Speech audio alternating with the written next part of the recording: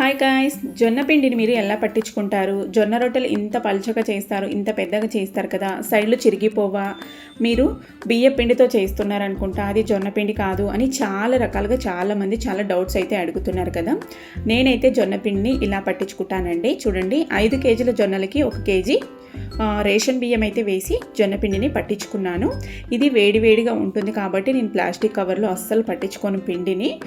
ఇలా క్లాత్ సంచిలను పట్టించుకొని దాన్ని ఆ డే అంతా అలాగే వదిలేసి నెక్స్ట్ అయితే జల్లించుకుంటాను. ఇలా జల్లించుకొని ఒక డబ్బాలో అయితే స్టోర్ చేసుకుంటాను. ఇది నెక్స్ట్ డే చూపిస్తున్నాను చూడండి. ఇదైతే ఇలా మనము ఒక డబ్బాలో స్ట్రైనర్ పెట్టేసుకొని ఇలా గ్లాస్తో పిండి తీసుకొని ఇలా జల్లించుకున్నామంటే మనకి సైడ్లోకి ఎక్కడ చల్లకుండా నీట్గా డబ్బాలోనే పడిపోతుంది పిండి కూడా. ఈ టిప్ కనుక నచ్చినట్లయితే ఫాలో అవ్వండి. ఇదైతే ఒక టైంలో ఫుల్ ట్రెండ్ అయిపోయింది ఈ టిప్ అయితే. నేను వాళ్ళని చూసి నేను కూడా ఇలాగే చేస్తే బాగుంటుంది కదా అని ఇలాగైతే చేశాను. ఇలా గోధుమ పిండి అలాగే జొన్న పిండిని ఇలాగే నేను పట్టించుకొని జల్లించుకొని అయితే పెట్టుకుంటాను. మనకి రొట్టెలు చేసుకునే టైంలో మళ్ళీ జల్లించుకోవాల్సిన అవసరం అనేది ఉండదన్నట్టు. ఇలా జల్లించుకొని పెట్టేసుకున్నామంటే చాలా ఈజీగా చపాతీలు కానీ రొట్టెలు కానీ చేసేసుకోవచ్చు.